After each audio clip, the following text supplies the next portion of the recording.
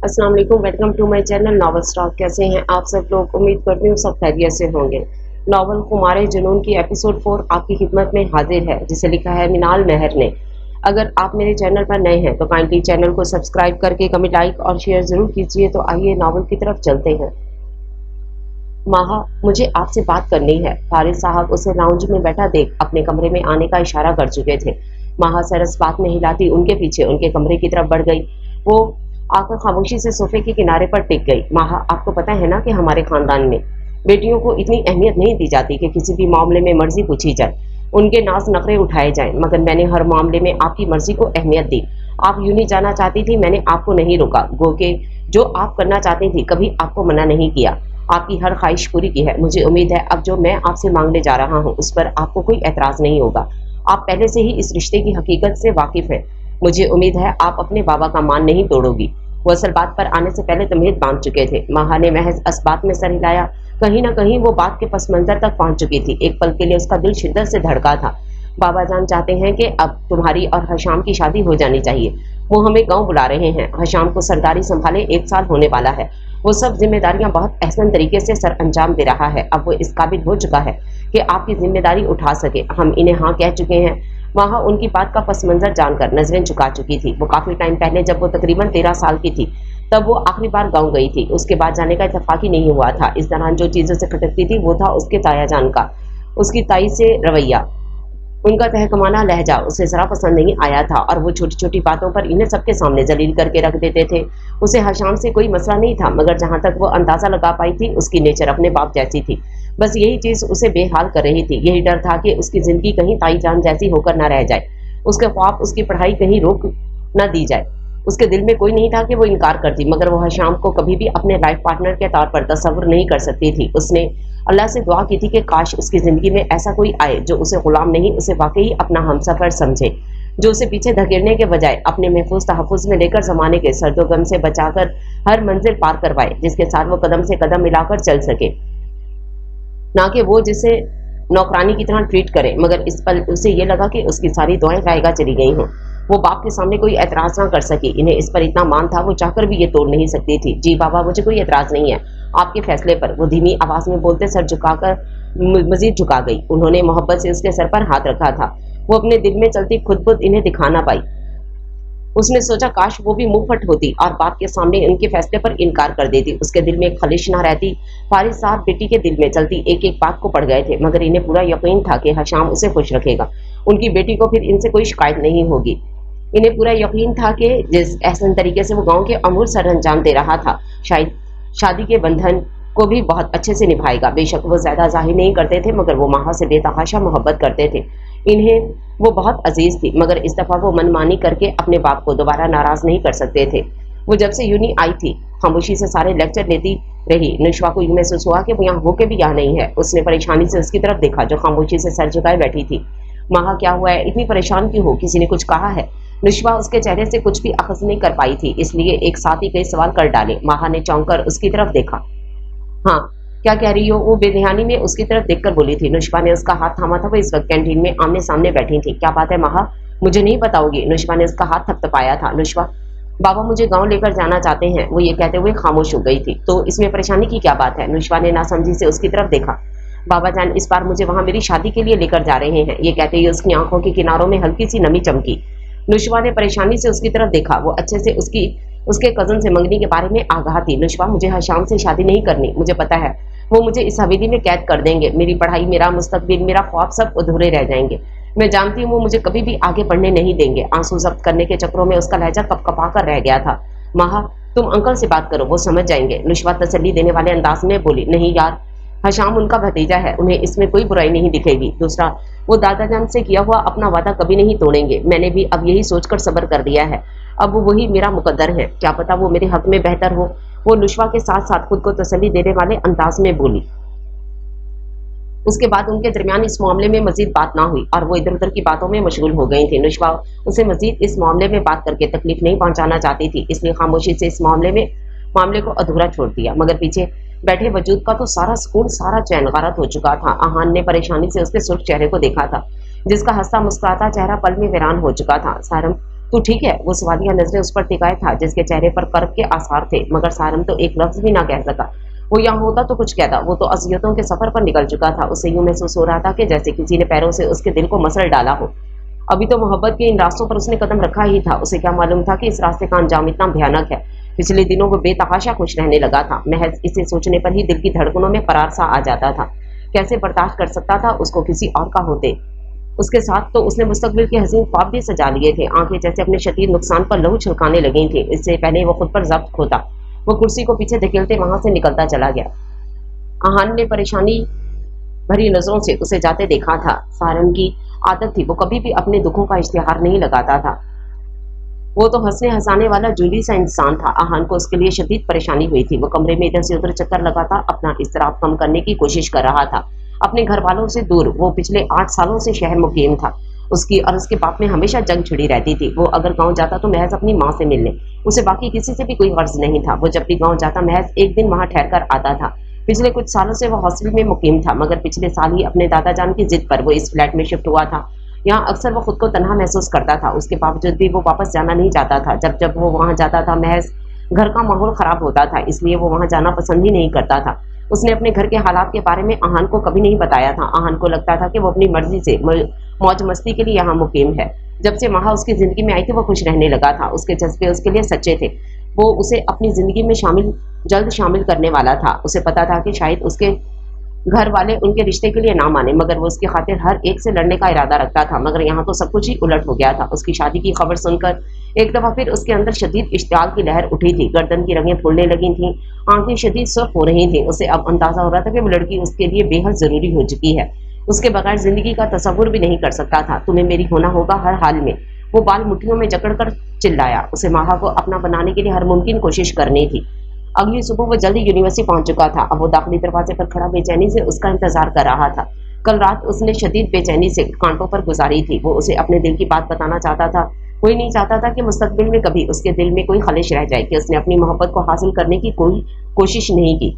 इसलिए वो हर मुमकिन कोशिश करना चाहता था। वो अपनी सोचों में गुम था जब वो उसे सामने से आती हुई नजर आई। आंखों में खुद ब खुद नरमी उतर आई थी। जलते दिल पर ठंडी फुहार बरसी थी। करीब आंखें झुकी हुई थी जिसका वो असीर होने लगा था। चांद चेहरा मुरझाया हुआ था। वो अपनी सोचों में गुम उदास उदास उसकी तरफ आ रही थी। सारम लंबे लंबे डग भरता उसके करीब पहुंचा। माहा कैसी हो? वो उसके करीब पहुंचकर उसे मुखातिब करते हुए बोला। माहा ने चौंक कर उसे देखा था। वो उससे क्या बात करना चाहता था। क्या तुम मेरे साथ चल सकती हो 2 मिनट? मुझे तुमसे बहुत जरूरी बात करनी है। वो उसका चेहरा देखते नरमी से बोला और वो कुछ सोचती इस बात में सर हिलाती उसके पीछे चलती। और वो गार्डन के एक कोने में आ गए थे जहाँ इस वक्त कोई नहीं था। उसके रुकने पर माहा भी उससे कुछ कदम पर रुक गई। अब वो उसके बोलने का इंतजार कर रही थी। माहा, मेरी जिंदगी बिल्कुल सीधी सी है। मेरी जिंदगी में चंद लोग ही हैं जो मुझे बेहद अजीज हैं, जिनकी खातिर ये सारंग लाशारी कुछ भी कर सकता है। और तुम यकीन मानो तुम भी इन लोगों में शामिल होने लगी हो। मैं ये बिल्कुल नहीं चाहता था, मगर ये दिल तुम्हारा बुरी तरह असीर होने लगा है। इससे तुम्हारे आंसुओं से फर्क पड़ने लगा है। मैं अपने दिल के सामने बेबस होकर रह गया हूँ। यकीन मानो ऐसा मेरे साथ पहली बार हुआ है। पहली बार किसी ने इस दिल पर दस्तक दी है। पहली बार ही ये दिल तुम्हारे साथ का तमन्नाई होने लगा है। बोलते हुए उसके लहजे में वाज़ेह बेबसी थी। माहा उसे ऐसी किसी बात की तवक्को नहीं कर रही थी। वो अपनी जगह जमकर रह गई थी। जुबान को जैसे ताला लग गया था। वो कुछ भी बोलने के काबिल ना रही। मैं तुम्हें किसी और का होते हुए नहीं देख सकता। तुम बस एक बार ये हाथ थाम लो, तुम्हें सारी मुश्किलों सारी परेशानियों से निकाल लूंगा। तुम्हें कभी भी पछताने का मौका ही नहीं मिलेगा। ये सारम लाशारी तुम्हारा साथ कभी नहीं छोड़ेगा। वो उसकी ग्रे आंखों में अपनी आंखें गाड़ते हुए बोला। उसकी आंखों में मौजूद सच्चाई को देखते वो उसके शहर में खोई थी, मगर जब बाप के अल्फाज कानों में गूंजे तो पलक झपकते उसकी आंखों के शहर से निकली। शायद वो सच कह रहा था, मगर माहा उसे किसी भी तरह का यकीन नहीं दिलाना चाहती थी। देखिए मिस्टर सारम, ना ही मेरे दिल में आपके लिए कोई जज्बा है और ना कभी हो सकता है। जितना हो सके मुझसे दूर रहिए। मुझे ना ही आपकी किसी बात का यकीन करना है और ना ही मुझे आपका साथ चाहिए। मुझे मेरे बाबा की इज्जत हर चीज से अजीज है, जिसे ठेस पहुंचाने का मैं कभी सोच ही नहीं सकती। इन्हें मुझ पर इतना मान है जो मैं मरकर भी नहीं तोड़ूंगी। वैसे आपकी इत्तला के लिए मैं बताती चलूं, मेरी मंगनी हो चुकी है बहुत पहले से और मैं बहुत खुश भी हूँ अपनी मंगनी से। तो मेहरबानी करके आज के बाद मेरे रास्ते में मत आइएगा। अगर आपकी जरूरी बात हो गई है तो मैं जा सकती हूँ। वो स्पाट अंदाज में उसका सफेद पड़ता चेहरा देख रही थी। माहा, सिर्फ एक बार मुझ पर यकीन कर लो। मैं तुम्हारी इज्जत पर कोई आंच नहीं आने दूंगा। यकीन करो मेरा। वो अपनी मोहब्बत को दूर जाता देख आखिरी बार कोशिश करना चाहता था। सारम, मैं आपकी फीलिंग्स की कदर करती हूँ। अगर आपको मेरी इज्जत अजीज है, अगर आप वाकई मुझसे मोहब्बत करते हैं तो दोबारा कभी मेरे रास्ते में नहीं आएंगे प्लीज। वो मिन्नत करने वाले अंदाज में बोलती उसकी सांसें खींच रही थी। मैं हमेशा मोहब्बतों के मामले में गरीब रहा हूँ। चाहे वो बाप की मोहब्बत हो या तुम्हारी मोहब्बत हो माहा फारिज, मेरी किस्मत में किसी से लाड उठवाना लिखा ही नहीं है। आंखें उसके गहरे दुख की गवाह थी। माहा ने महज एक लम्हे उसके सुर्ख चेहरे को देखा था। तुम मेरी मोहब्बत का इम्तिहान लेना चाहती हो तो जाओ, ये सारम का वादा है, अब वो कभी तुम्हारे रास्ते में नहीं आएगा, क्योंकि मुझे तुम्हारी इज्जत, तुम्हारा वकार तुमसे ज्यादा अजीज है। ये बोलते हुए उसे कितनी तकलीफ हो रही थी ये ना खुद ही जानता था। इससे दूर जाने का बोल रहा था मगर दिल बुरी तरह सीने की दीवारों पर मचल रहा था। माहा उसकी बातों को सुनते मुड़कर तकरीबन भागने वाले अंदाज में वहां से गायब होते चली गई थी। पीछे वो अपना बेजान वजूद घसीटता हुआ यूनी से निकल गया, क्योंकि अब इसमें इतनी हिम्मत नहीं थी कि वो किसी का सामना कर सके। अभी उनको मिले फकत 2 माह हुए थे। इन 2 महीनों में वो उसके लिए सांसों की तरह जरूरी हो गई थी। सांसों की तरह जरूरी था वो मुझको, सांसों की तरह जरूरी था वो मुझको, जिसने बेदर्दी से मेरी सांसों को छीना। मनाल महर। माहा वहां से भागती हुई क्लास में आई थी जहां स्टूडेंट्स आ रहे थे। सर के आने में भी अभी 10 मिनट थे। नुशवा अभी तक नहीं आई थी। वो लेट उठने की आदि थी, जिसकी वजह से वो अमूमन देर ही से ही पहुंचती थी। माहा के जहन में एक बार फिर उसकी वो कर्ब में डूबी काली आंखें घूमी। जाने उसे तकलीफ देकर उसे खुद भी क्यों अच्छा नहीं लगा था। वो अपनी जात से किसी को भी तकलीफ देना नहीं चाहती थी। वो अभी तक बेयकीन सी उसकी बातों को सोच रही थी। अभी इन्हें मिले 2 माह तो हुए थे। इनके दरमियान अगर अच्छे ताल्लुकात नहीं थे तो बुरे भी नहीं थे। पहले दिन की बात, उनके दरमियान कोई भी झगड़ा ना हुआ था, मगर वो सारिम की तरफ से ऐसा कुछ भी कभी सोच भी नहीं सकती थी। वो मगरूर सा लड़का जिसके आगे पीछे कई लड़कियां घूमती थी, वो इससे मोहब्बत कर सकता था। उनका ग्रुप यूनी में काफी मशहूर था, जिसका इन 2 माह में उसे अच्छे से अंदाजा हो चुका था। वो खुद को आम सी कह रही थी। अब उसे कौन बताता वो आम नहीं थी, बहुत खास थी। सारिम लाशारी के लिए उसकी जिंदगी का सुकून, उसके जीने की वजह बनती जा रही थी। वो अपनी सोचों में गुम थी जब नुशवा ने आकर उसकी तवज्जो अपनी जानिब खींची। माहा, शुक्र है आज मैं सर के आने से पहले आ गई, नहीं तो बेइज्जती पक्की थी। वो खुशी से चहकते हुए बोली, मगर दूसरी तरफ से जवाब निता रहा। माहा, कहाँ गुम हो? वो उसका कंधा हिलाते हुए बोली। हाँ क्या? वो चौंकती हुई उसकी तरफ मुतवज्जो हुई। एक तो ये बैठे बैठे तुम्हारे सोने की बीमारी से मुझे नहायत चिढ़ है। किसके ख्यालों में खोई रहती हो? वो उसके चौंकने पर चोट करते हुए बोली। नहीं, कुछ खास नहीं। उसकी तरफ मुतवज्जो होते मुस्कुराते हुए बोली थी, अगर ये सब तुम्हारे उस पागल कजन की वजह से है तो एक बार वो मेरे हाथ लग जाए, गंजा करके रख दूंगी उसे। नुशवा दांत पीसते बोली थी। वो उसकी बातों में महज मुस्कुरा कर रह गई थी। सर की क्लास में आने पर वो दोनों उनकी तरफ मुतवज्जो हो चुकी थी। आंखों में गहरे दुख की नमक लिए वो खिड़की से बाहर देखने में मसरूफ था। उसने एक नजर अपने हाथ की लकीरों को देखा, जहां उसे सिर्फ खसारे ही नजर आ रहे थे। सारम लाचारी हर मामले में बदनसीब है। लो, एक और खसारा मेरे हिस्से में आ गया। अल्लाह, मेरी जिंदगी में इतनी आजमाइशें, इतने इम्तिहान क्यों? ये नुकसान मुझसे बर्दाश्त नहीं हो रहा। अगर वो मेरा नसीब नहीं थी तो क्यों उसकी मोहब्बत मेरे दिल में डाली, और इतनी शिद्दत से डाली कि मुझे लग रहा है मेरी सांसें रुक जाएंगी। वो गहरी यासियत भरे लहजे में खुद से ही मुखातिब था, मगर कोई भी उसकी तकलीफ बांटने के लिए उसके साथ नहीं था। अब तो ये गम उसकी जिंदगी में हमेशा के लिए लिखा जा चुका था। दर्द देती है तेरी खामोशी, दर्द देती है तेरी खामोशी, मार देता है तेरा यूं बेखबर रहना।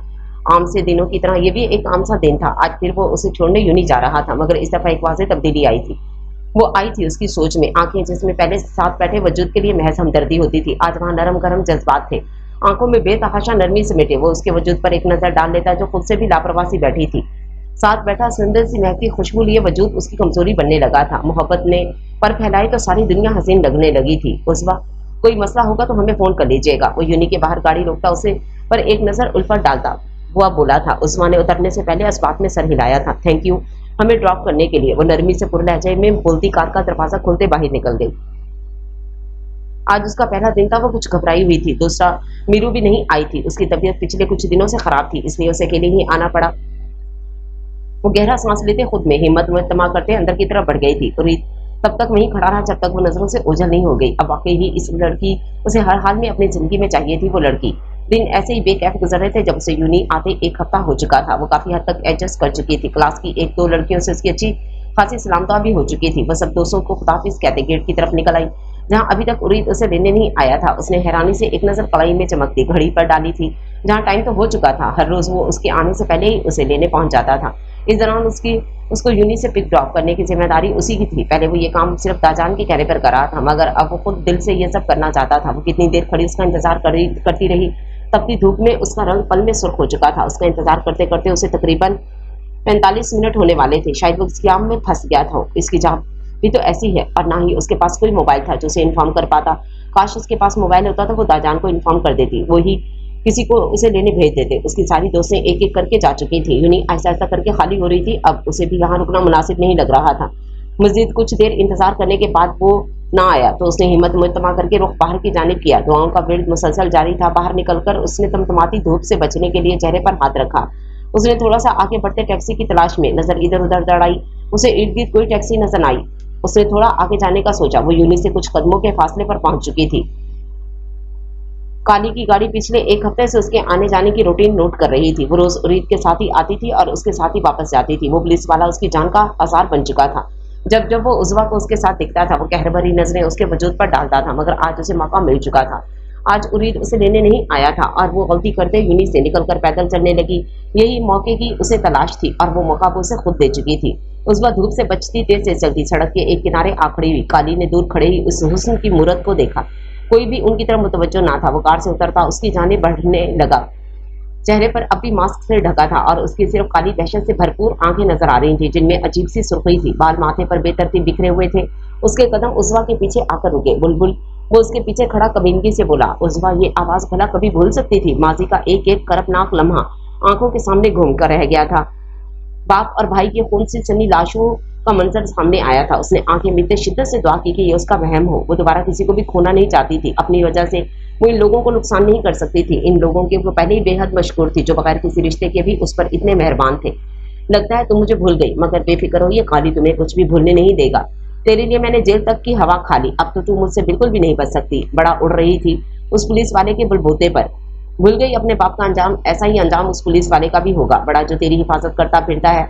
वो उसके सामने आता उसका खौफ से सफेद पड़ता चेहरा दिख रहा था। उस्मा ने मास्क से ढका उसका चेहरा देखा। इस काली वहशत से भरपूर आंखें देख उसने झुरझुरी ली। उस्मा को उसके वजूद से फराहती महसूस हुई।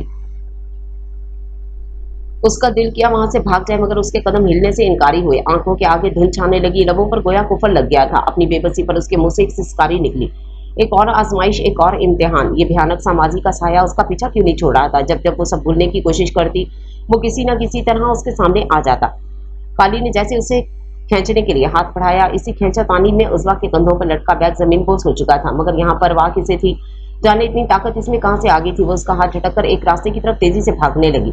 उसने एक भी बार मुड़कर नहीं देखा था। वो पूरी कोस से भाग रही थी। उसे भी महसूस हुआ ये इसका आखिरी मौका है। अगर वो उसके हाथ आ गई तो उसे किसी सूरत नहीं छोड़ेगा। वो बस यहाँ से दूर जाना चाहती थी। बेध्यानी में भागती उसके पैर के नीचे पत्थर आया, जिसके बाइस वो ऊंधे मुंह जमीन पर गिरती से पहले ही दो मेहरबान बाजू उसे खुद में समेट चुके थे।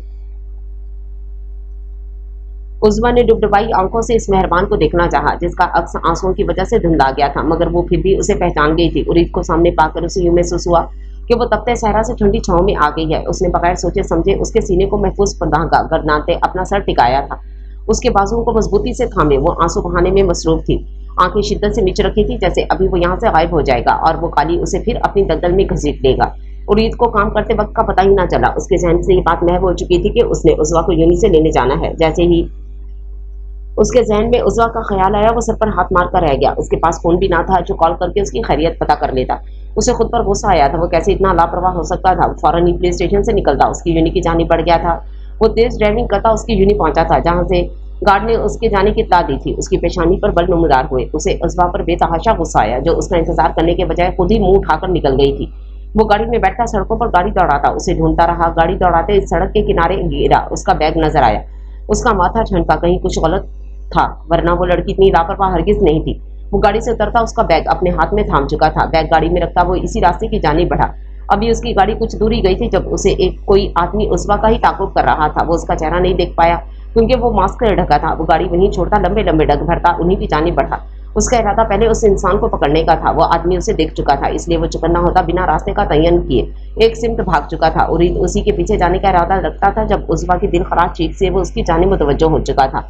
वो ऊंधे मुंह जमीन पर गिरती से पहले ही वो उसे थाम कर गिरने से बचा चुका था। उज़्मा ने सर उठाकर उसे देखा तो उसके सीने से सर टिकाते शिद्दत से रो दी थी। उसकी हरकत पर वो अपनी जगह खड़ा रह गया। उरीद, वो फिर से आ गया मेरी जिंदगी तबाह करने। वो हिचकियों से रोती उसकी शर्ट भिगो रही थी।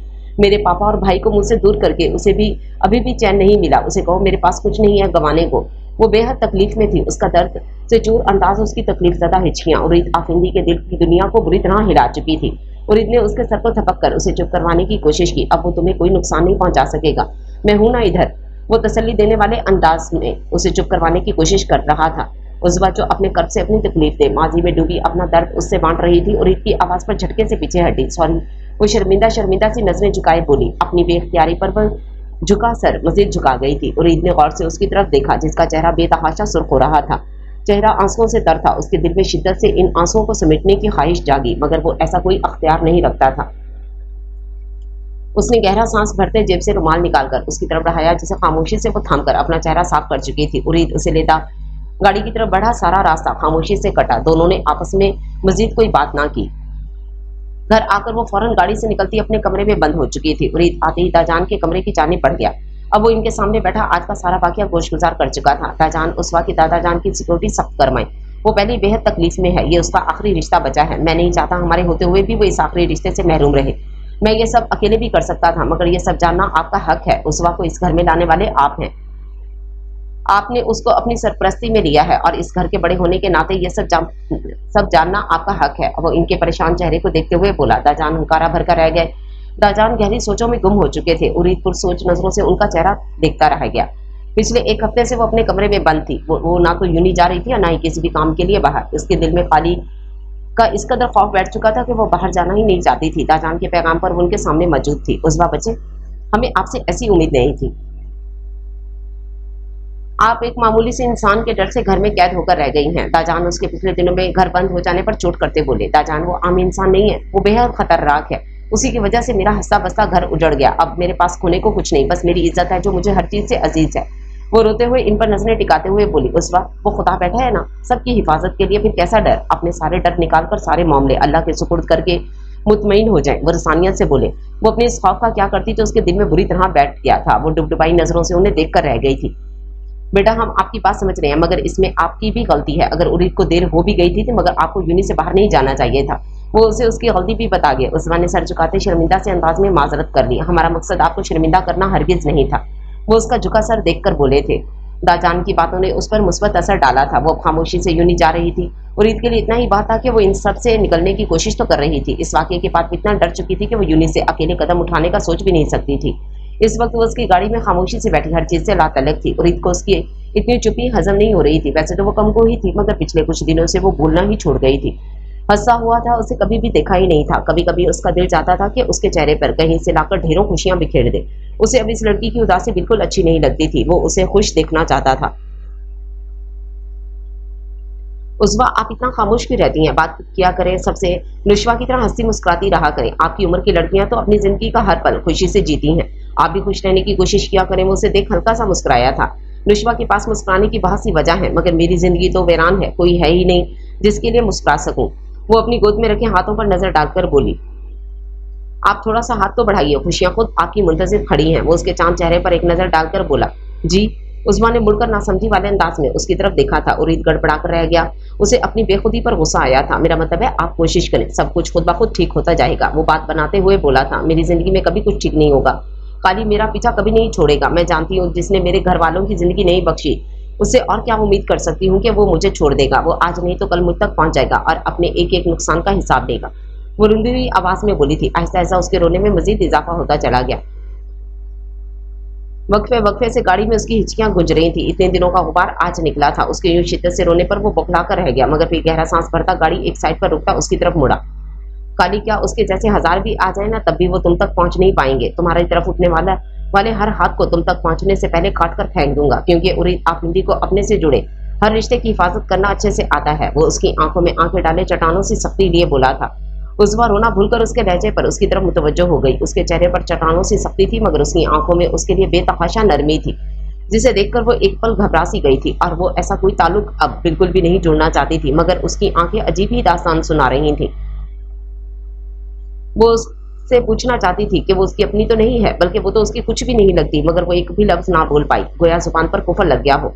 उस्मा ने घबरा कर रुख मोड़ लिया। वो ऐसा कुछ भी नहीं चाहती थी, इसलिए उसके अपने लिए फिक्र और उसकी बोलती आंखों को इग्नोर करके उससे लातलक सी होकर बैठ गई। उरीद गहरी सांस भरकर रह गया था। वो अच्छे से समझ गया था कि वो इसके जज्बों की आंच से घबरा कर रुख मोड़ गई है। इतना भी आसान नहीं था उसे जेर करना, इस लड़की को अपनी मोहब्बत का यकीन दिलाना। जितना उरीद आफिंदी ने समझ लिया था, वैसे नाको चुने चपवाने वाली थी। काली रात का अंधेरा ऐसा ऐसा छटने लगा था। ये सुबह सहर का वक्त था। पूरी रात वो एक मिनट भी ना सो सका था। सारी रात अजियत की भट्टी में जलता रहा था। आंखें रात भर जागने की खुमाजी कर रही थी। वो बिस्तर पर चित लेटा कमरे की छत को घुरता, जाने किन ला यानी सोचों में गुम था। दूर कहीं से आजानों की आवाज उसके कानों में पड़ी। उसने चौंक कर एक नजर वॉल क्लॉक पर डाली, यानी कि अगला दिन नमदार होने को था, मगर वो पूरी रात जाग कर गुजार चुका था। जिंदगी की मसरूफियत फिर से शुरू होने वाली थी। वो सारी सोचों को झटकता बिस्तर से उतरता बाथरूम की जानी पड़ गया था। कुछ देर बाद वो बाहर निकला तो उसके चेहरे और बाजुओं से पानी के कतरे टपक रहे थे, यानी वो वजू करके आया था। अब वो जाए नमाज बिछाता खुदा के हजूर झुक चुका था। नहायत खुशू से नमाज अदा करते वो हर दुनियावी सोच को जहन से निकालकर अपने खुदा से हमकलाम होने लगा। निहायत ही तसल्ली से नमाज अदा करते वो दुआ के लिए हाथ उठा चुका था। अपनी सुर्ख हथेलियों को घूरते उसे समझ न आई किस तरह से अपने खुदा के हजूर अपनी अर्जी पेश करे। या अल्लाह, तू तो दिलों के हाल जानता है। ऐ मेरे मालिक, तू मेरी इशारत से भी ज्यादा मेरे करीब है। मैं अपनी फरियाद तेरे आगे रखता हूँ मेरे मौला। उस लड़की को मेरा महरम बना दे या उसकी मोहब्बत इस दिल से निकाल दे ताकि इस अजियत से जान छूटे। या खुदा, मैं तेरी रजा पर राजी हूँ। तू बेहतर कारसाज है, मेरे दिल को सुकून दे दे। वो हाथ उठाए अपने रब के आगे अपनी अर्जी बड़ी मोहब्बत से रख रहा था। और भला उस खुदा से बेहतर कौन जानता है कि क्या चीज़ हमारे लिए बेहतर है। कभी कभी हम ऐसी चीज़ के पीछे भागने लगते हैं जो हमारे लिए अच्छी लगती है, पर हकीकत तो वो रब ही जानता है। वो सजदे में गिरता अपने हर गुनाह की माफ़ी मांगता, अपनी हसरतें, अपनी ख्वाहिशात, अपना हर दुख, हर तकलीफ दिल खोलकर उसके सामने रख रहा था। उसकी आंख से बहते आंसू जाए नमाज में जज्ब होते जा रहे थे। जैसे जैसे वो अपना हाल अपने रब को सुनाता जा रहा था, उसे अपनी रगो रग में सुकून उतरता महसूस हो रहा था। कब से तड़पते दिल को करार सा आ गया। उसने अपना मामला खुदा के सुपुर्द किया था और बेशक वो बेहतर तरीके से इस मामले को हल करने वाला था। उसने कोई गलत तरीका नहीं अपनाया था उसको अपनी जिंदगी में शामिल करने का, बल्कि वो अपनी अर्जी खुदा के सामने रख के खुद पुरसुकून हो गया था। उसे अपने खुदा पर भरपूर तवक्कल था कि वो अपने बंदों के साथ गलत कर ही नहीं सकता। दाजान पिछले 2 दिनों से उस्वा के बारे में ही सोच रहे थे। वो बार बार उसके लिए एक फैसला करते और फिर खुद ही अपनी सोच झटकते थे। वो अपने हर फैसले पर बेहद पछता रहे थे। मीरू और यजदान का रिश्ता जिस मोड़ पर आ पहुंचा था वो खुद नहीं जानते थे कि उनके रिश्ते का क्या अंजाम होने वाला है। अभी वो दोनों तरफ से गहरी चुप्पी थी जो किसी शदीद तूफान की पेशनगोई कर रही थी। वो यजदान से इस वक्त बेतहाशा नाराज थे। जिस तकलीफ से मीरू इस वक्त गुजर रही थी उस तकलीफ का वो अंदाजा भी नहीं लगा सकते थे। हर तकलीफ का जिम्मेदार यजदान था। दाजान आरामदेह कुर्सी पर बैठे सर उसकी पुष्ट पर टिकाए बहुत कुछ सोचने पर मसरूफ थे। उनके बच्चों की जिंदगी में कैसा तूफान आया था जो हर चीज को तबाह करने के दर पे था। दाजान, आ जाओ। दरवाजा खटखटाता अभी दहलीज पर खड़ा इजाजत तलब कर रहा था। दाजान ने चौंक कर दरवाजे की तरफ देखा, फिर शफीक से मुस्कान चेहरे पर सजाए सर अस्पात में हिलाया। कोई काम था बच्चे? उस्वा तो ठीक है, वो उसकी तरफ मुतवज्जो हो चुके थे। नहीं तो मैं तो वैसे ही आपकी खैरियत दरियाफ्त करने आया था। वो अपनी बात कहते कुछ हिचकिचा रहा था। अच्छा, बड़ी मेहरबानी बरखुरदार, आज के दिन आप 3 दफा स्पेशल हमारे कमरे में आकर हमारी खैरियत दरियाफ्त कर चुके हैं। दाजान ने तंज भरी नजरों से उसे देखा। वो दाजान की नजरों से गड़बड़ा कर रह गया। ऐसी कोई बात नहीं है। वो सर पर हाथ फेर कर रह गया। वो दाजान से बात भी करना चाहता था मगर ऐसी बात करने में कुछ हिचकिचा रहा था। मैं चलता हूँ। जब कोई बात ना बन पाई तो उठ खड़ा हुआ। बैठ जाओ। उसे बैठने का इशारा कर चुके थे। उस्वा के बारे में कुछ बात करना चाहता हूँ, वो संजीदा होते हुए बोले। उरीद ने सवालिया नजरों से उनकी तरफ देखा। उस्वा के नाम पर वैसे ही उसके कान खड़े हो गए थे। वो जी जान से मुतवज्जो हुआ। वो इंसान जब तक उसका पीछा नहीं छोड़ेगा बच्ची सुकून से नहीं रह सकेगी। इसलिए हमने फैसला किया है कि कोई ना कोई ऐसा होना चाहिए जो हर सर्दोगम से उसकी हिफाजत करे, हर मुश्किल घड़ी में उसके साथ खड़ा हो, उसकी परेशानी को अपनी परेशानी समझे। उनकी बातों पर उरीद ने बेचैनी से अपना पहलू बदला। पर दाजान, मैं तो कोशिश कर रहा हूँ कि उस पर कोई आंच ना आए। वो दाजान की बातों के जवाब में बोला था। जानते हैं, पर जो भी हो हम उस हकीकत को नहीं जुटला सकते कि तुम उसके नामहरम हो। दरे हकीकत तुम उसके कुछ नहीं लगते। वो तुमसे फकत 1.5 माह पहले मिली। वो तुम पर हम पर यकीन करने पर मजबूर है क्योंकि उसका सरपरस्त नहीं है उसकी हिफाजत के लिए, और जो है वो अस्पताल के बेड पर खुद बेबस पड़ा है। दाजान की बातों पर वो लाजवाब होकर रह गया। बाकी सही कह रहे थे वो। भला क्या रिश्ता था उसका उस्वा से? यह हकीकत सिर्फ उस तक महदूद थी कि उसका उस्वा से बड़ा गहरा दिल का रिश्ता जुड़ चुका था, और शायद दिल का रिश्ता हर लफाजी रिश्ते से मजबूत होता है, मगर वो ऐसी बातें करके खुद को लोगों को मौका दे देगा उस्वा के खिलाफ बात करने का। हरगिज नहीं, वो ये मरकर भी नहीं कर सकता था। हम जल्द से जल्द उसके लिए किसी ऐसे इंसान की तलाश है जो ना सिर्फ उसकी हिफाजत करे बल्कि उस इंसान की वजह से उस पर कभी उंगली ना उठे। वो उसके चेहरे के एक्सप्रेशन अच्छे से नोट कर रहे थे। पोते के दिल की बात को अच्छी तरह समझ चुके थे। वो भी उसके मुंह से सुनना चाहते थे। क्या तुम्हारी नजर में है ऐसा कोई? उन्होंने बड़ी मासूमियत से पुरतजस्सुस निगाहें पोते के चेहरे पर डाली जिसके माथे पर बलों का जाग बिछ गया था। नहीं, मेरी नजर में कोई नहीं है, और ना ही मेरे ख्याल से उस वक्त इस घर से भेजना महफूज रहेगा। उनकी बातों पर मुंह बनाता स्पाट अंदाज में बोला, मगर आज ना तो कल उसे इस घर से जाना ही है। जैसे ही सिकंदर की तबीयत ठीक होती है मैं उस वक्त को यहाँ रुकने की इजाजत नहीं दे सकूंगा। वो इस वक्त यहाँ उसके लिए मौजूद है क्योंकि वो बेसहारा है फिलहाल। उम्मीद है मेरी बात समझ गए होंगे। वो अच्छे से जानते थे पोते को कैसे काबू करना है। अगर मैं कहूँ कि हम उसे हमेशा के लिए यहाँ रोक सकते हैं, फिर वो अपनी बात कहता उनके चेहरे को देख रहा था। शायद वो अपनी बात पर उनका रिएक्शन जानना चाहता था। उसके लहजे में एक अज़म था। अच्छा, वो कैसे? वो भोल कौन से बोले? और उनकी इतनी मासूमियत की अदाकारी पर अश कर उठा था। दाजान, मेरी बात का मतलब आप अच्छे से समझ गए हैं। वो लहजे में नाराजगी समोए हुए बोला था, मगर फिर भी हम आपके मुंह से सुनना चाहते हैं। इस दफा उनके लहजे में भी संजीदगी थी। मैं उज़्वा आफरीदी को पूरे हक से अपनी जिंदगी में शामिल करना चाहता हूँ। उसको मिसेज उज़्वा आफरीदी बनाना चाहता हूँ। उसे हर मुश्किल से बचाना चाहता हूँ। उसकी जिंदगी में सबसे ऊंचा मुकाम हासिल करना चाहता हूँ। उसके अंदाज पर दाजान के लब हल्की सी मुस्कुराहट में ढले। हमें अच्छा लगा आपका अंदाज। वो बात पहले ही बहुत मुश्किल हालात से गुजर चुकी है। इससे खुश रखने की कोशिश कीजिएगा। कभी उनके माजी का साया उनके हाल पर ना पड़ने दीजिएगा। अभी हम ये भी नहीं जानते कि उज़्वा का क्या रिएक्शन होगा। पता नहीं वो इस रिश्ते पर राजी होंगी कि नहीं। वो उज़्वा के बारे में सोचते हुए बोले। दाजान ने जब उसके सामने अपनी बात रखी तो वो हत्ते से उकड़ गई। वो रीत क्या किसी से भी शादी नहीं करना चाहती थी? दाजान, हमें किसी से भी शादी नहीं करनी। वो बमुश्किल अपने आंसू पलकों पर रोके हुए थी। पर क्यों मेरे बच्चे? मैं मानता हूँ आपका पहला तजर्बा ठीक नहीं रहा, मगर उसका ये मतलब तो नहीं कि आप अपनी हर खुशी अपने ऊपर तंग कर लें। एक मौका तो दे उरीद को। हमें यकीन है वो आपका दामन खुशियों से भर देंगे। आपको कभी भी इस फैसले पर पछताना नहीं पड़ेगा। उसके इनकार का बुरा मनाए बगैर उसे मनाने वाले अंदाज में बोले। इन्हें कुछ कुछ उसके रिएक्शन का अंदाजा था, मगर वो हर कीमत पर उसे फाइट करना चाहते थे। दाजान, अगर आप लोगों को मेरे यहाँ रहने से कोई मसला है तो हम आज ही यहाँ से चले जाएंगे। आप सब पर मजीद बोझ नहीं बनेंगे।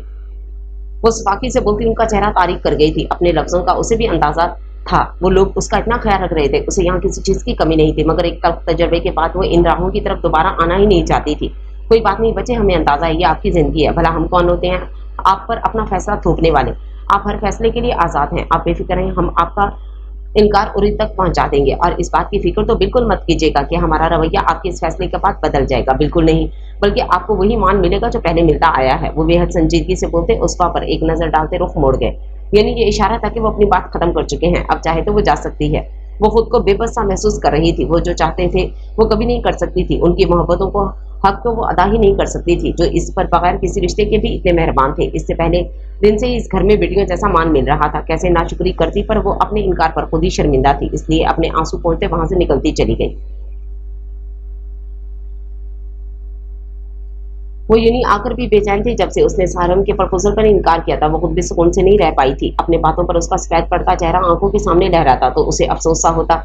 उसके दिल में उसके लिए कोई खास जज्बा तो नहीं था, मगर हमदर्दी थी। वह हंसता खेलता लड़का उसकी वजह से मुस्कुराना न भूल जाए।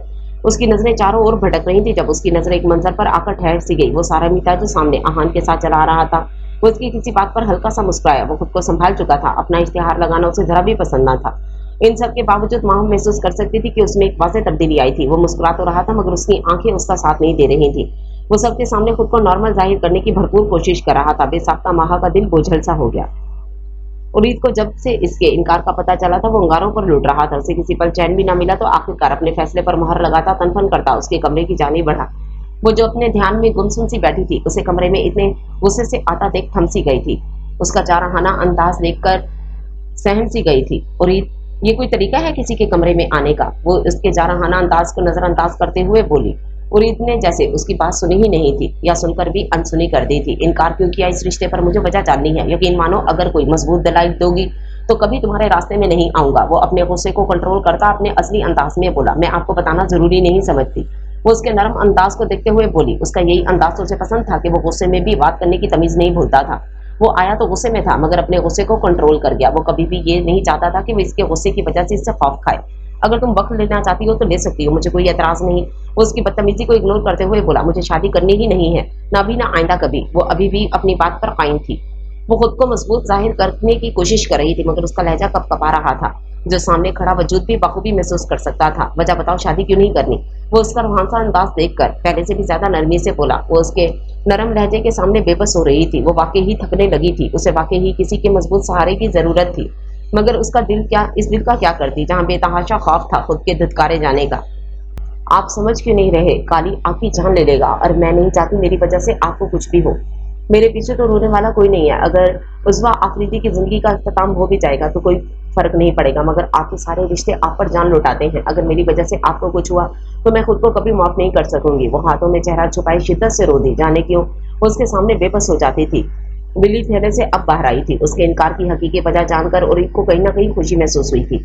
उसे उरीद की जान की फिक्र थी, मगर उरीद को इससे कोई फर्क नहीं पड़ता था जब तक उसका रब उसके साथ था। वो काली उसका कुछ भी बिगाड़ नहीं सकता था। वो 2 कदम मजीद उसके नजदीक आता, उसके चेहरे पर रखे हाथ अपने हाथों में थाम गया। उस यकीन मानो, मुझे उस काली से कोई फर्क नहीं पड़ता, वो मेरा कुछ नहीं बिगाड़ सकता, ये वहम अपने दिल से निकाल दो। वो उसकी आंखों में देखता नरमी से बोला। इन हेजल ब्राउन क्रिस्टल्स में उसे आंसू बिल्कुल भी पसंद नहीं आए थे। आप क्यों अपनी ही जान के दुश्मन बन रहे हैं? वो रोना भूलकर उसके हाथों में कैद अपने हाथों को देखकर रह गई थी। क्योंकि मेरी जान तो तुम में अटकने लगी है, क्योंकि तुम इस दिल के दरवाजे बिना खटखटाए इस दिल के मकीन बन गई हो। तुम्हारे एक एक आंसू से मुझे फर्क पड़ने लगा है। तुम्हारा उदास चेहरा मुझे बिल्कुल अच्छा नहीं लगता, और तुम्हारी इन हसीन आंखों ने मुझे अपना असीर कर लिया है। ये दिल रफ्ता रफ्ता तुम्हारा दीवाना होने लगा है। जिस दिन तुम नजर ना आओ, मेरी आंखें तुम्हें ढूंढने लगती हैं। ये दिल बेचैन हो उठता है। वो उसकी आंखों में आंखें गाड़े उसे जिंदगी की नबीद सुना रहा था। उसवा के चेहरे पर पल में गुलाल बिखरा, आंखें खुद ब खुद हया से झुकती चली गईं और ईद ने मबहूत होकर यह नजारा देखा था।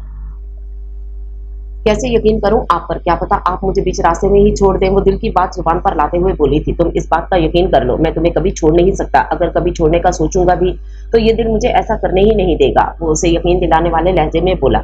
मैं आप पर यकीन कर रही हूँ, ये यकीन कभी नहीं टूटने दीजिएगा। वो झुकी नजरों के साथ बोलती, उसका दिल धड़का गई। कभी नहीं। तैयारी कर लो मेरा बनने की, और आफिंदी तुम्हें इतना चाहेगा खुद पर नाज होगा। तुम्हारी आने वाला हर दिन खुशियों से भर दूंगा, जिन्हें समेटते तुम्हारा दामन तंग पड़ जाएगा।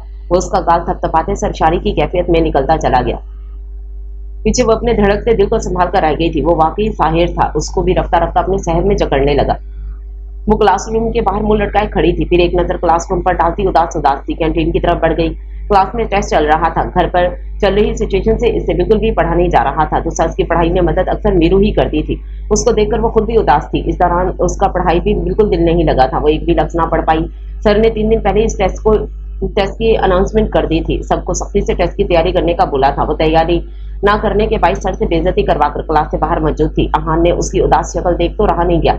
उसके नजदीक आते उसे मुखातिब कर बैठा। क्या हुआ मिस पटाखा, इतनी उदास क्यों हो? वो उसके नजदीक आता हशाश पिशाश लहजे में बोला। कुछ नहीं। वो बेजारी से बोलते आगे बढ़ गई। कुछ तो है, और तुम्हारी तो इस वक्त क्लास होती है, बाहर क्या कर रही हो? वो जरा सख्त लहजे में बोला। मुझे टेस्ट नहीं आता था सर, इरफान ने क्लास से बाहर निकाल दिया और पूरे 1 हफ्ते क्लास में ना आने की सजा दी है। वो शर्मिंदा शर्मिंदा सी मिनमिना कर बोली। और तुम्हें टेस्ट क्यों नहीं आता था?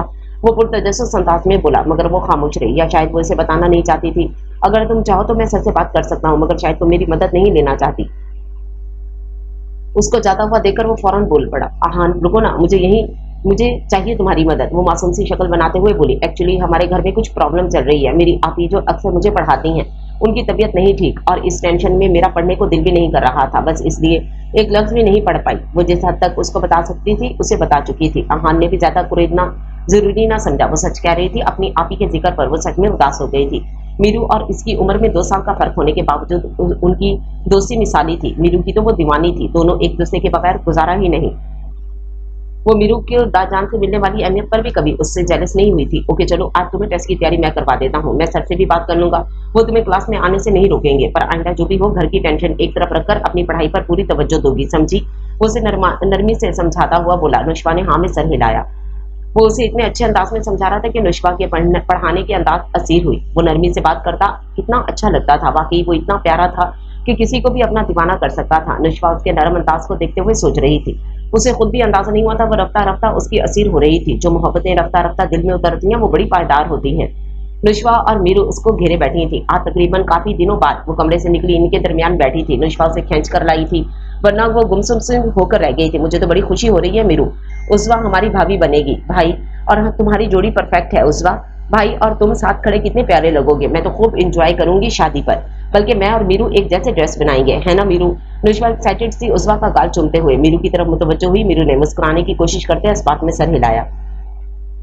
हरी आंखों में वीरानी लिए वो इन दोनों की तरफ देख रही थी। नुष्बा का दिल इसे देखकर कटकर रह गया था। वो इसलिए इस कमरे से बाहर आई थी ताकि वो कुछ फ्रेश महसूस करे। पिछले कुछ दिनों से वो ऐसी कमरे में नशीन हुई थी कि वो खाने की टाइम पर बाहर ना आती थी। महानूर उसे खाना कमरे में ही पहुंचा आती थी।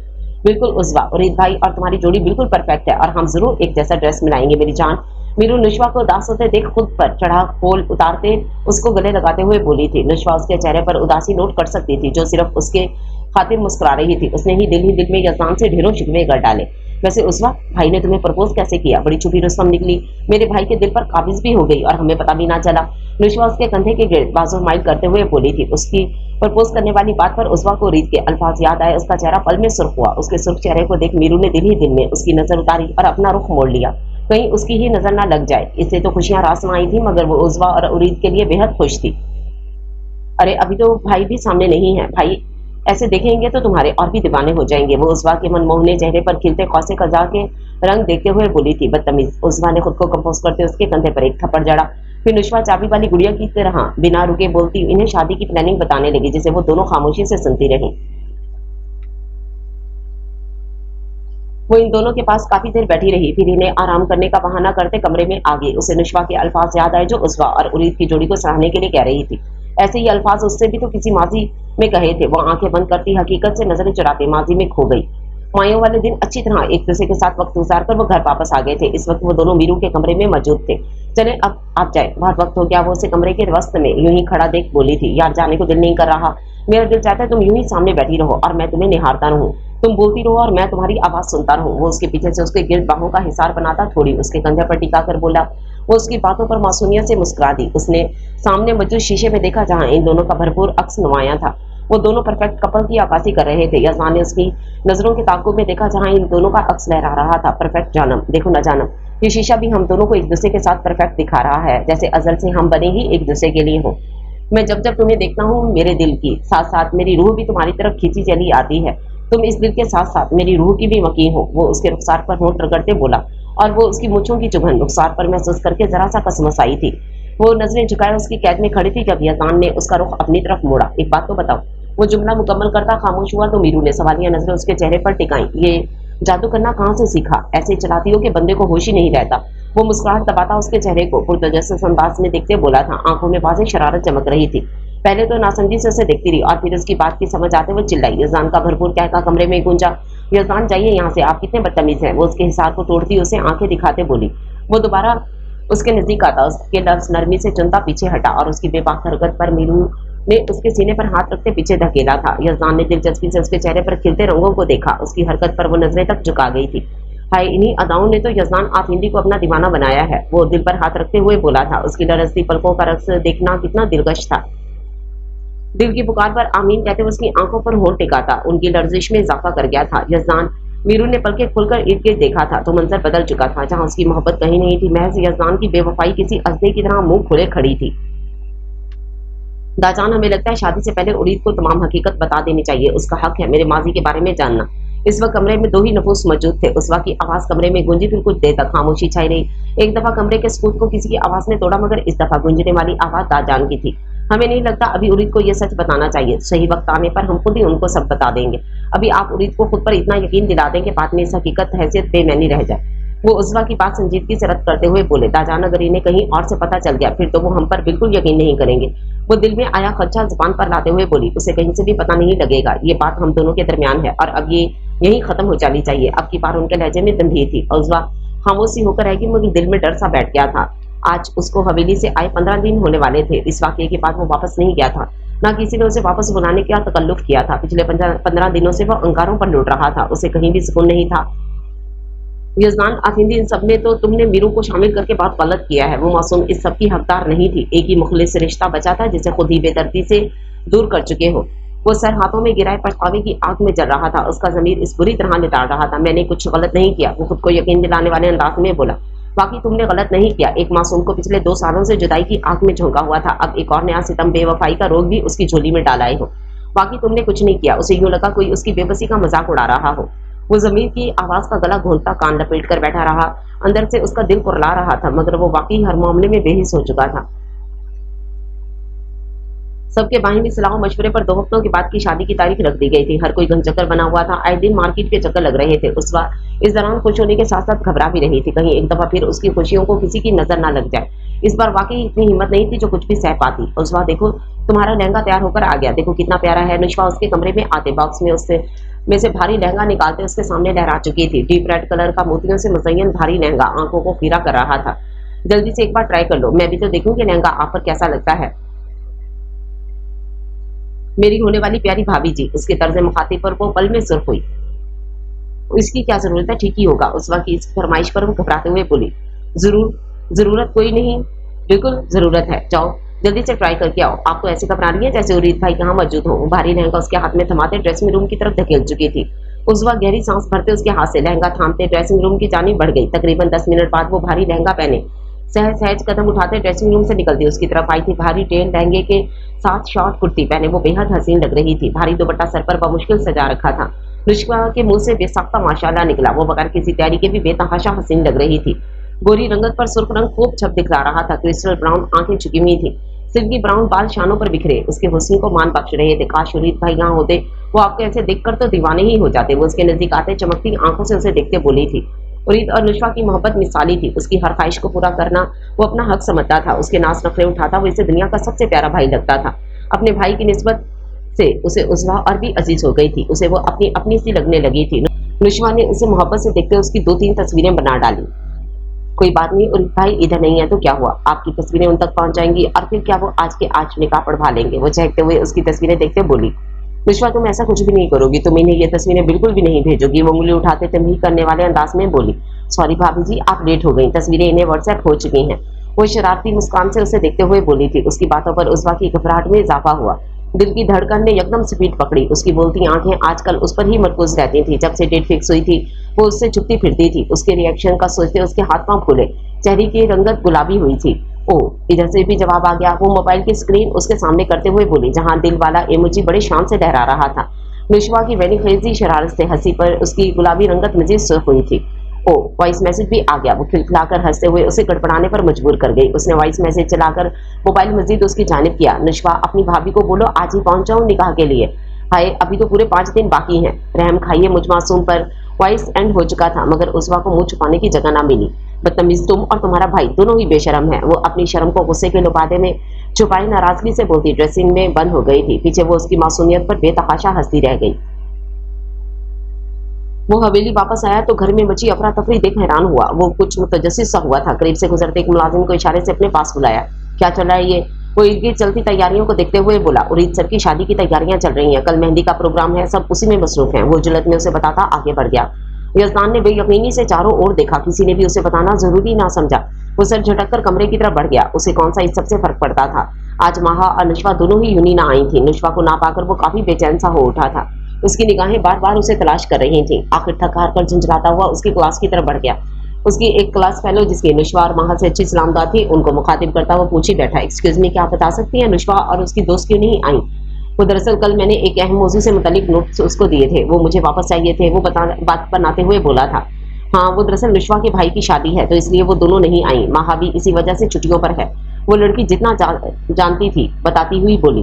वो इसका शुक्रिया अदा करते सर हिलाते वहां से निकल आया था। सारम का भी कमोबेश यही हाल था मगर वो सबसे लातलत ही बैठा रहा था। आहान वहां से निकलता सारम को ढूंढता कैंटीन आ गया। वो वहीं मौजूद था। कहाँ तू था?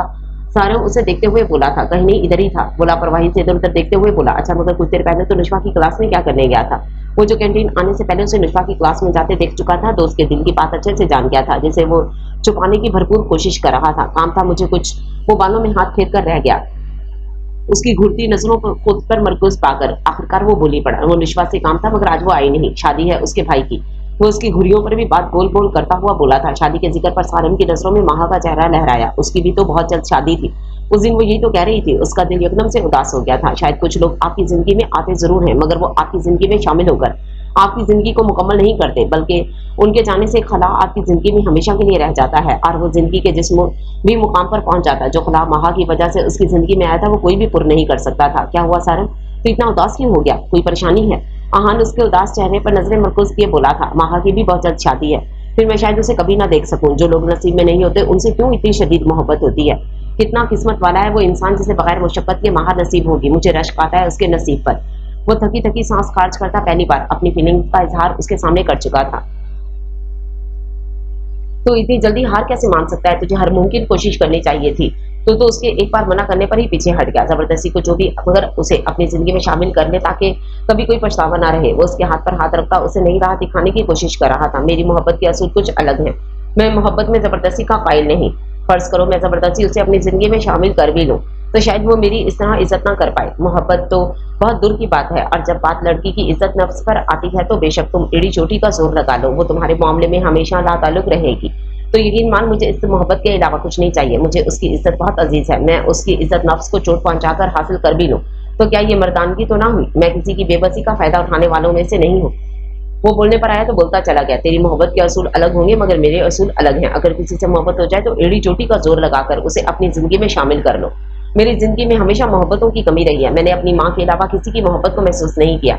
अब जो भी मेरी जिंदगी में आएगी उसे हर हाल में मेरा होना होगा। एक दफा वो मेरी जिंदगी में आ गई तो उसके दिल पर हुकूमत मैं खुद ही बिठा लूंगा। वो शिद्दत से पुर लहजे में बोला। सारम उसका जुनूनी अंदाज देखकर रह गया। वो गुमसुम से सोफे पर बैठी। अभी कुछ देर कबल फारिस साहब उसे मौत की नवीद सुनाकर गए थे। अगले महीने उसकी और हशाम की शादी की तारीख रखी जा चुकी थी। एक हफ्ते बाद वो सब गांव जा रहे थे। पता नहीं उसे वापस शहर आना कब नसीब हो। एक बात तो पक्की थी कि उसकी पढ़ाई रुक जानी थी। उसके बाबा जितना भी कहते वो हशाम से बात करेंगे, मगर वो जानती थी कि वो कभी भी राजी नहीं होगा। जाने क्यों बार बार आंखों में सारम की सुर्ख आंखें लहराती थी। वो खुद भी बेचैन हो उठती थी। प्लीज सारम दाशारी, मेरी जिंदगी से दूर रहो। मैं एक और शिकस्त बर्दाश्त नहीं कर पाऊंगी। क्यों तुम मेरे हवासों पर छा रहे हो? हम कभी एक नहीं हो पाएंगे। मेरी सोचों से दूर रहो।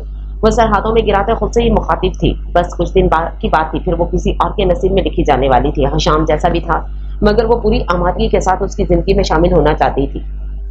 कभी एक पल में जिंदगी गुजर जाती है, कभी एक पल में जिंदगी गुजर जाती है और कभी जिंदगी का एक पल नहीं गुजरता।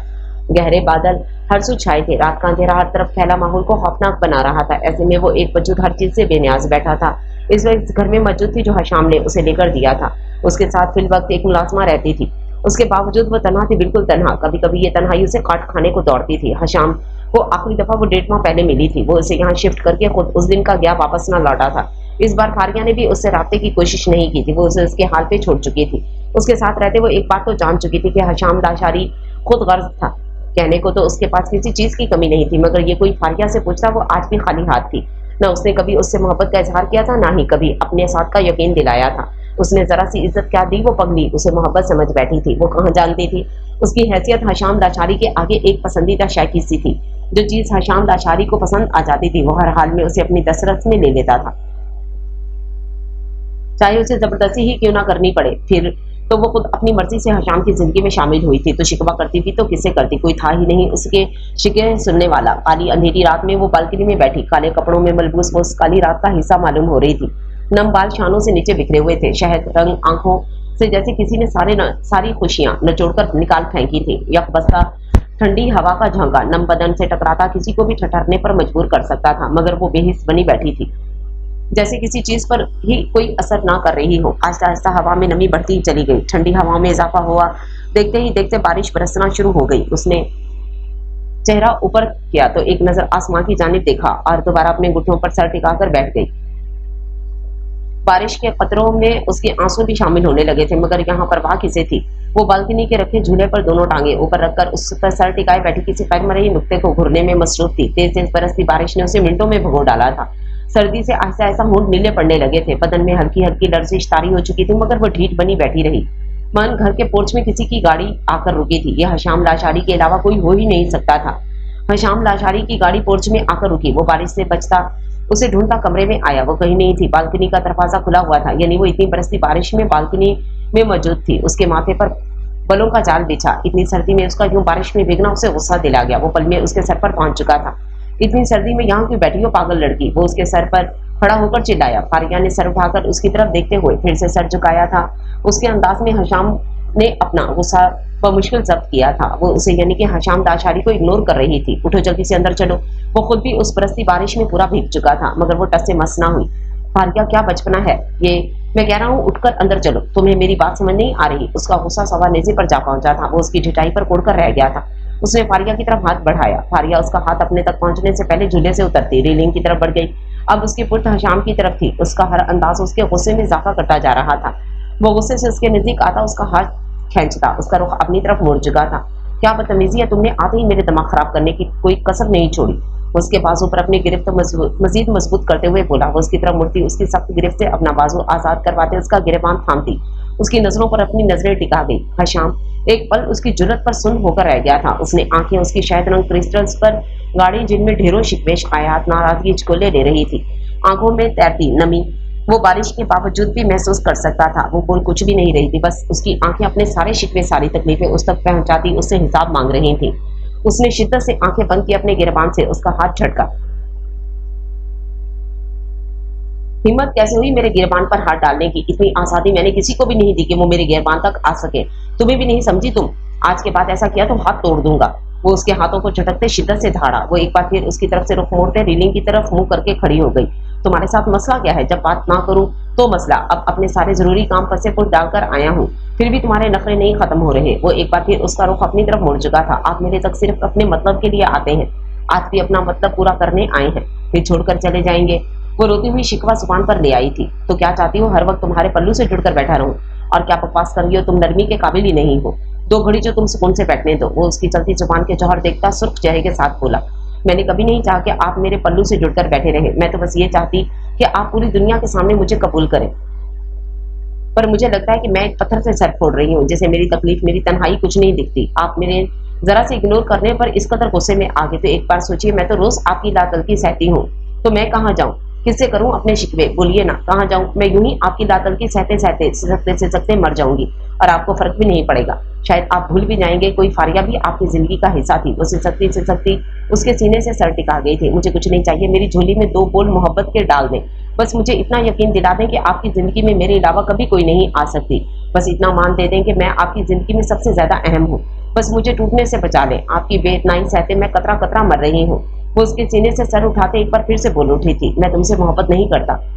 ना मोहब्बत जैसा लफ्ज मेरे लिए बना है तो मुझे अच्छी लगी, तो बस हलाल तरीके से तुम्हें अपनी जिंदगी में शामिल कर लिया, क्योंकि हराम खाना हशाम लाचारी की फितरत नहीं, और ना ही मैं कभी तुमसे मोहब्बत कर सकता हूँ। वो रसानी से उसके हाथ सीने से हटाते हुए बोला था, मैं सिर्फ आपकी पसंद हूँ, यानी ये पसंद कभी भी बदल सकती है। आप मुझे कभी भी छोड़ सकते हैं, क्योंकि मर्द की पसंद तो रोज ही बदलती है। वो शिकवा की ना नजरों से उसे देखते पीछे हट गई। तुम्हें फिक्र करने की जरूरत नहीं है, मैं तुम्हें कभी नहीं छोड़ूंगा। वो अटल लहजे में बोला, बहुत शुक्रिया आपका मुझ पर इतना बड़ा एहसान करने के लिए। वो रुंधी हुई आवाज में बोली थी, मैंने तुम्हें कभी यकीन नहीं दिलाया कि मैं कभी दूसरी शादी नहीं करूंगा। मैं तुम्हें कभी भी धोखे में नहीं रखना चाहता, इसलिए आज तुम्हें यही हकीकत बताने आया हूँ। अगले माह मेरी शादी है। मेरी मंगनी बचपन से ही मेरी कजन के साथ तय है, और अब मेरे दादा जान मेरी शादी उससे करवाना चाहते हैं, और मुझे भी इस रिश्ते पर कोई एतराज नहीं, क्योंकि हमारे खानदान अपनी मंग को किसी दूसरे के लिए नहीं छोड़ा जाता। वो अपने लफ्जों से कतरा कतरा उसकी जान खींच रहा था। फारिया ने बेयकीनी भरी नजरों से उसे देखा।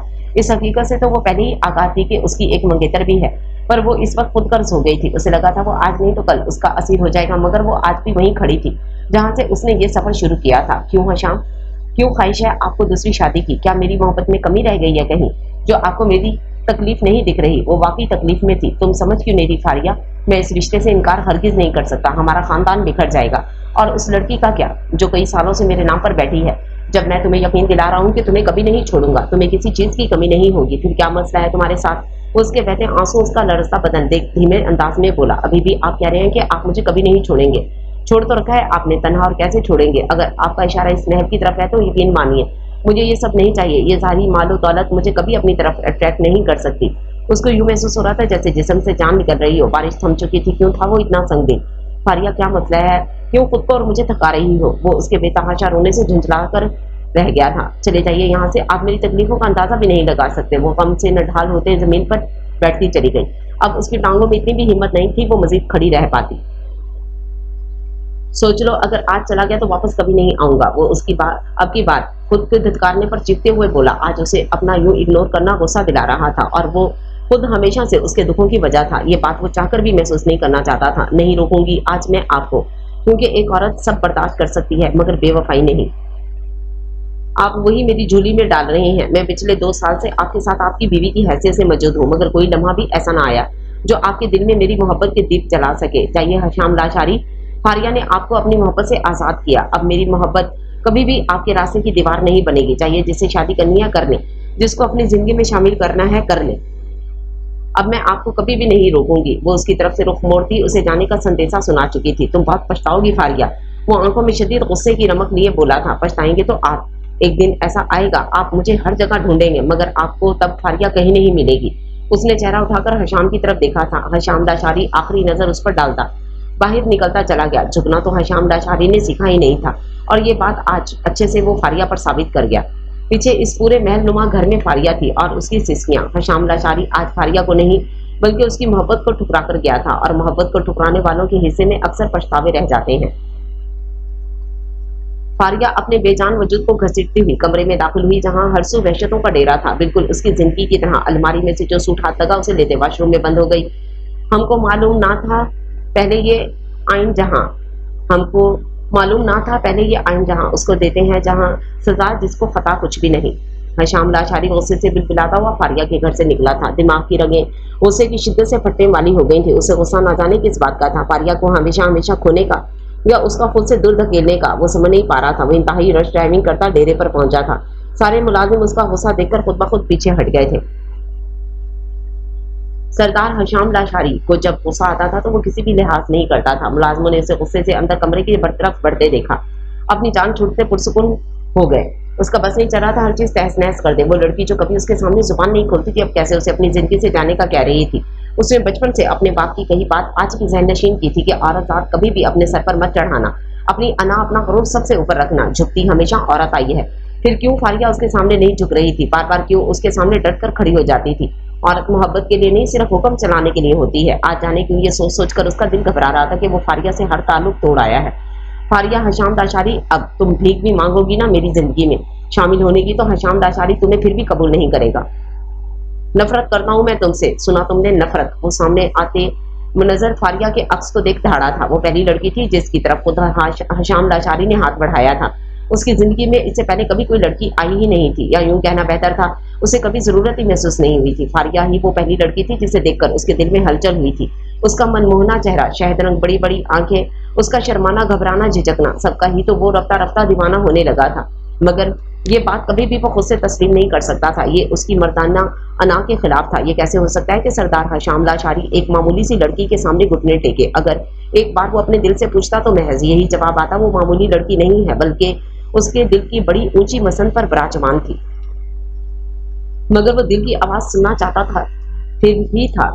इस वक्त वो महज फारिया की लाचारी महसूस कर रहा था। अगर एक बार सोचता तो उसे जरूर महसूस करता।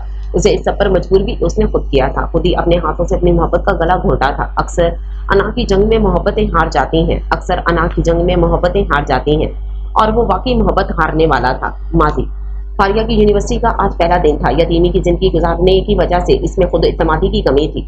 अपनी क्लास की तरफ जाते एक लड़कों के ग्रुप ने उसे रोक लिया था।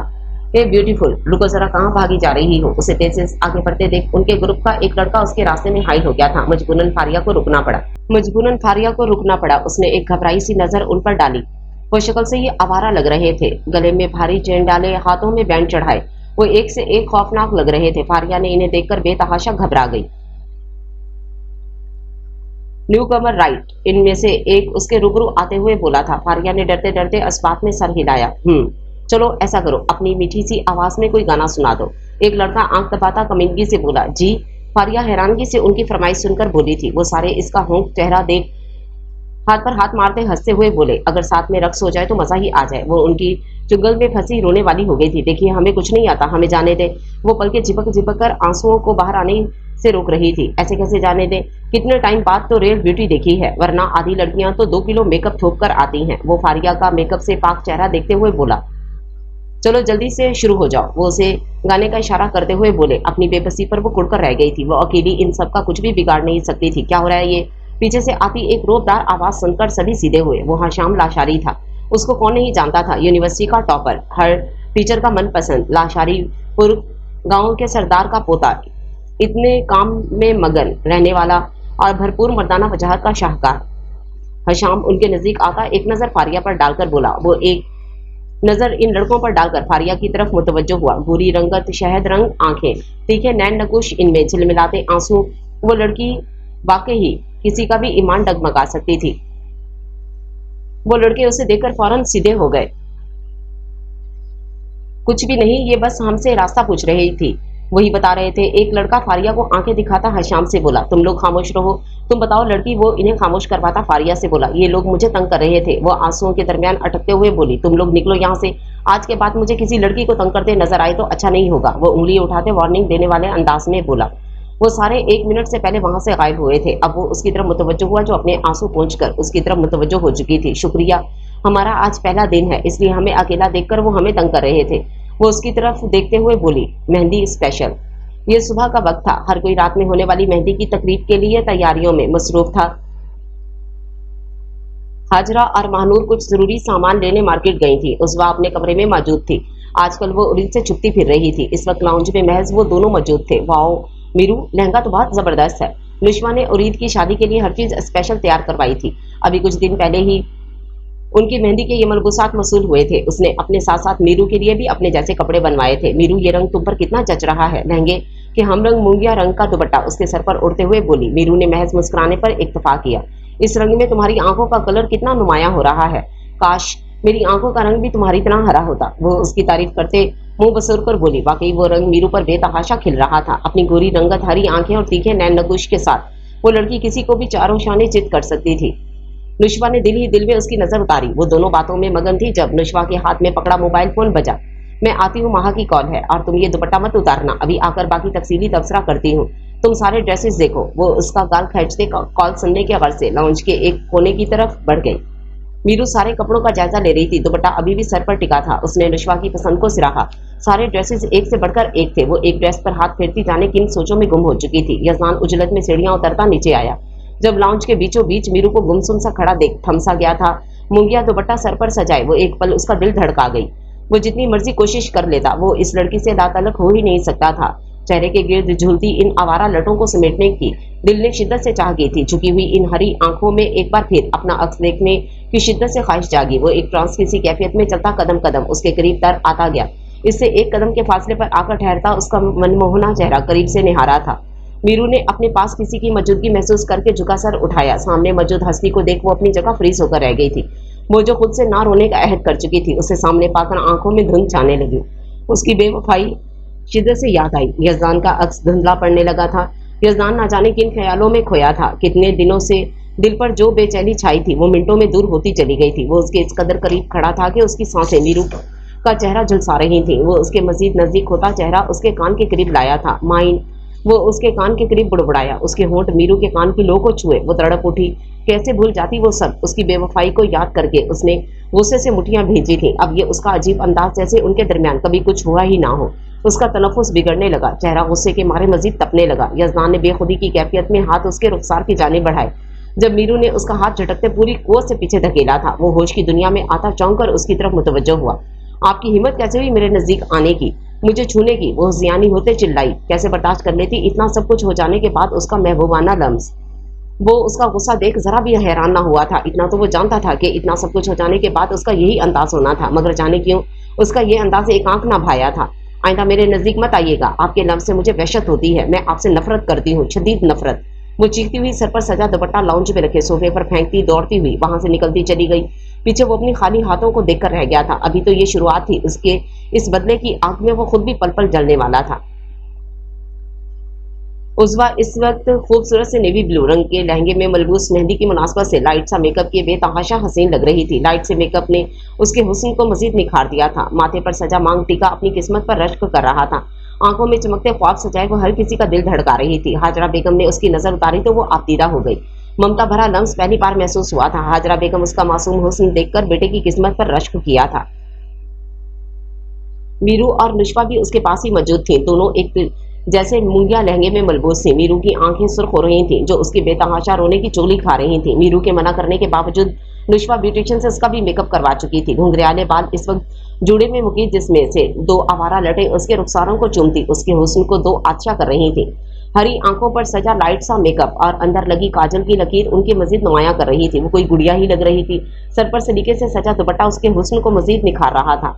नुश्वा भी मेहंदी की मुनासबत से मेकअप किए बहुत प्यारी लग रही थी। और ईद काफी दिनों से लेट ही घर आता था। वो शादी से पहले सारी काम निपटा लेना चाहता था, इसलिए वो आज भी पुलिस स्टेशन गया था। अभी कुछ देर पहले ही वो वापस लौटा था। अब माँ की हिदायत पर कमरे में तैयार होने गया था। सफेद कुर्ता शलवार पर वो नेवी ब्लू वास्किट पहने, बालों को जल से अच्छे से सेट किए वो बेहद हैंडसम लग रहा था। नीली चमकती आंखों में बेतहाशा चमक लिए वो मामूल से हटकर जाजिब नजर लग रहा था।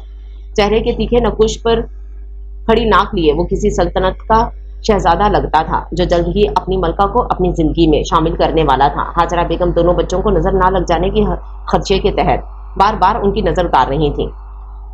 ऐसा ऐसा मेहमानों के आने से हर सू रौनक सी फैल गई थी। हर किसी का चेहरा खुशी से टिमटिमा रहा था। ऐसे में वो हर चीज से लातलक बेड पर ऊंधे मुंह लेटा था, जैसे इसे किसी चीज से कोई गर्ज ही ना हो।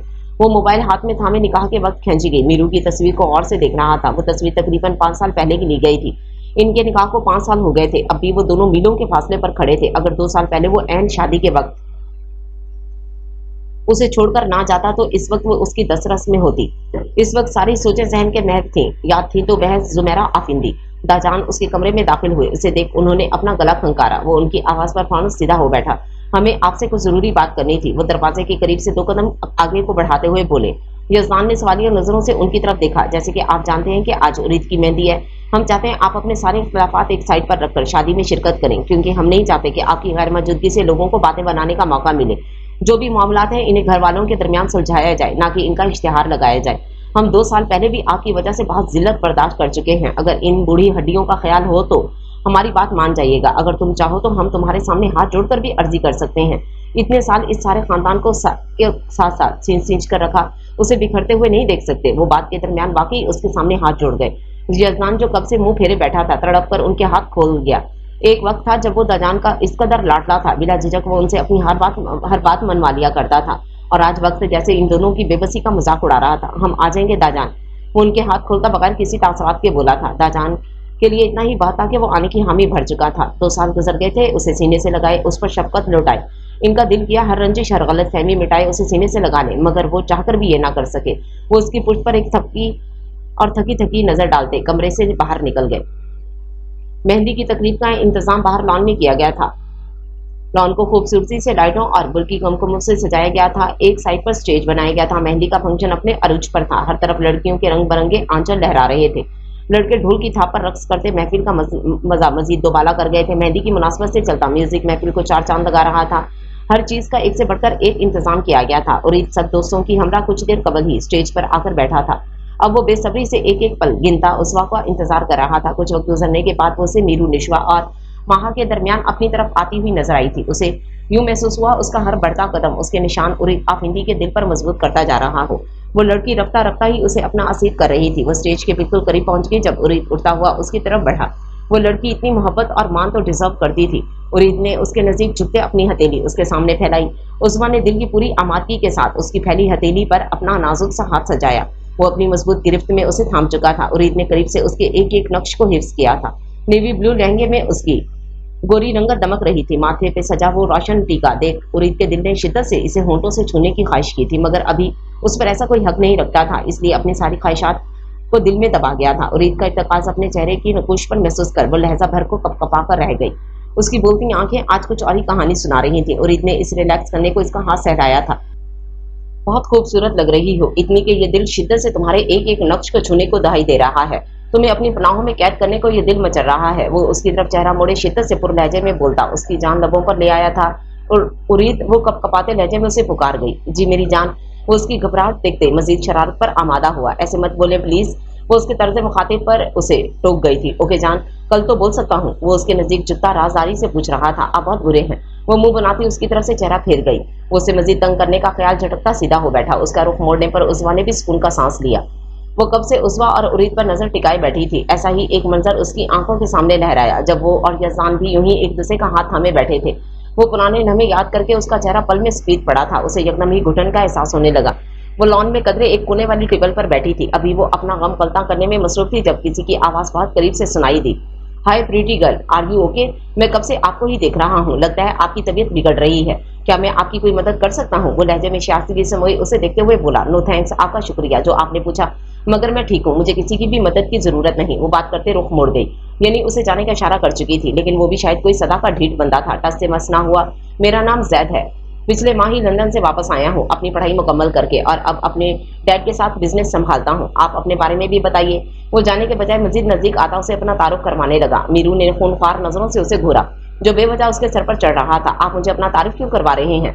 मुझे आपको जानने में कोई दिलचस्पी नहीं। वो दर आने वाला गुस्सा कंट्रोल करते नरम मिजाजी से बोली, मैं उरीद भाई के दोस्त का भाई हूँ। वो यहाँ मुझे जबरदस्ती लाए थे, मगर यहाँ आकर मेरी सारी कसाफत दूर हो गई। मेरे यहाँ पाकिस्तान में फिलहाल कोई दोस्त नहीं है। क्या आप मुझसे दोस्ती करना पसंद करेंगी? वो मजीद फैलता उसकी बातों को सिरे से इग्नोर करता अपनी हाँक रहा था। यहाँ मेहमान बनकर आए हैं तो मेहमानों की तरह ही रहें बेहतर होगा। ना तो मुझे आप में दिलचस्पी है, ना ही आपसे दोस्ती करने में। उंगली उठाते तंबीह करने वाले अंदाज में बोली। उसका मूड पहले ही यजमान को देखकर खराब हो चुका था, और अब ये लड़का बिन बुलाए मेहमान की तरह उसका मुफ्त में ही दिमाग चाट रहा था। अगर आप दिलचस्पी लेंगी तो ही बात बढ़ेगी। वो दांत दिखाते उसकी तरफ हाथ बढ़ाता। उसका हाथ थामने को था जब कोई घने साए की तरह उनके दरमियान हाइल हुआ था। क्या तकलीफ है तुम्हारे साथ? हाथ भी लगाया इसे तो हाथ काट दूंगा, बीवी है मेरी। वो शेर की तरह गुर्राया। उसका जुनूनी सा अंदाज देख मीरू भी पल में सहम गई थी। सॉरी, वो मुझे लगा। अभी वो अपनी बात मुकम्मल करता जब यजमान उसकी बात काट गया। तुम्हें लगा अकेली लड़की है, क्यों ना अपने जाल में फंसाया जाए। तुम्हें क्या लगता है तुम्हें यहाँ कोई पूछने वाला नहीं? यहाँ शादी अटेंड करने आए हो, उसी पर ध्यान दो, समझे? वो उसकी शर्ट का कॉलर ठीक करने वाले अंदाज में उसे धमका भी गया। वो जो कब से मीरू को इस लड़के के पास महसूस कर रहा था, गोया जलते तवे पर जा बैठा। उसे कहाँ गवारा था कि उसकी मीरू को कोई और उसके अलावा देखे भी। क्या कह रहा था वो? उस लड़के के जाते ही उसकी तरफ मुड़ता, गहरी नजर उसके हसीन सरापे पर टिकाते बोला, आपसे मतलब? वो काट खाने वाले अंदाज में कहती आगे बढ़ी। जब उसकी कलाई यजमान की मजबूत गिरफ्त में आ गई थी। तुम्हारे सारे मतलब मुझ तक ही आते हैं। वो उसको झटके से करीब करते हुए बोला था। वो इस्तेज़ाइया नजरों से उसे देखकर रह गई, जैसे कहना चाहती हो सीरियसली? मीरू ने उसे देखना भी गवारा ना किया। वो नजरें फेरती एक तरफ देखने लगी। ऐसा उसकी यूं नजरें फेरना उसे अक लगा गया था। उसने इर्द गिर्द देखा। अगर यहाँ वो कुछ भी कहता तो लोग मुतवज्जो होते। वो उसका हाथ खींचता हवेली के अंदरून हिस्से की तरफ बढ़ गया। छोड़िए मेरा हाथ, वो मेहमानों के ख्याल से दबा दबा चिल्लाई। उसे यजमान पर गुस्सा आ रहा था जो उस पर यूं हुक्म चला रहा था, यानी इतना सब कुछ करके भी उसे सुकून ना था। यजमान उसे अपने कमरे में लाता, कमरे का दरवाजा लॉक करते, उसे दरवाजे से लगाता, उसके दोनों एतराफ पर हाथ रखते उसके गिर्द हिसार बना गया था। मीरू ने उसके सीने पर हाथ रखते उसे पीछे धकेलना चाहा, मगर वो टस से मस ना हुआ। बार बार मुझे झटक कर क्या साबित करना चाहती हो? उसके चेहरे के नकूश उसकी दीदा दलेरी पर तन से गए थे। मैं कुछ भी साबित नहीं करना चाहती, आप मेरा रास्ता छोड़ें, मुझे आपसे कोई बात नहीं करनी। वो उसके सख्त अंदाज पर पलकों पर ठहरे मोतियों को बहने से रोकती हुई बोली, क्या इसे जरा भी अफसोस नहीं था कि वो क्या कर चुका है? मैं कब से तुम्हारा ये रवैया बर्दाश्त कर रहा हूँ, तो उसे मेरी मजबूरी ना समझो। वो उसके बाजू पर सख्त गिरफ्त करते हुए बोला। मीरू उसके जारहाना अंदाज पर सिसक कर रह गई थी। आप चाहे कुछ भी करते रहे, मगर मैं आपको झटक भी नहीं सकती। आप मुझे पुरानी वाली मीरू समझने की गलती बिल्कुल मत करिएगा जो आपकी बातों में आ जाती थी, जैसे आप मिनटों में बेवकूफ बना लेते थे। आपके सामने जुमेरा आफिंदी खड़ी है। वो बेवकूफ सी मीरू तो कहीं दफन हो गई। अब आपका सामना जुमेरा आफिंदी से होगा जो हर एक को उसकी औकात में रखना अच्छे से जानती है। उंगली उठाते तंबीह करने वाले अंदाज में देखकर हो रही। उसका अंदाज देख यजमान की आंखों में सुर्खी सी दौड़ी थी। जबान संभाल कर बात करो, ये मत भूलो सामने कौन खड़ा है।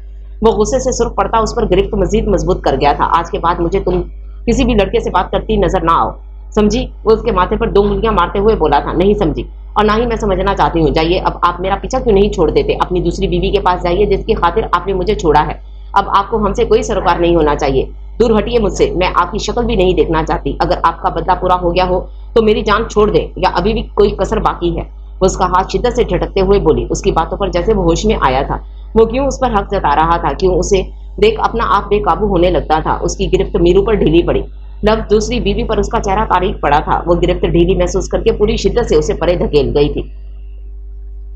आइंदा मेरे रास्ते में मत आइएगा, कोई लिहाज नहीं करूंगी, वो तंबीह करने वाले अंदाज में कहती दरवाजा खोलते बाहर निकलती चली गई। वो उसकी पुश्त को तकता रह गया।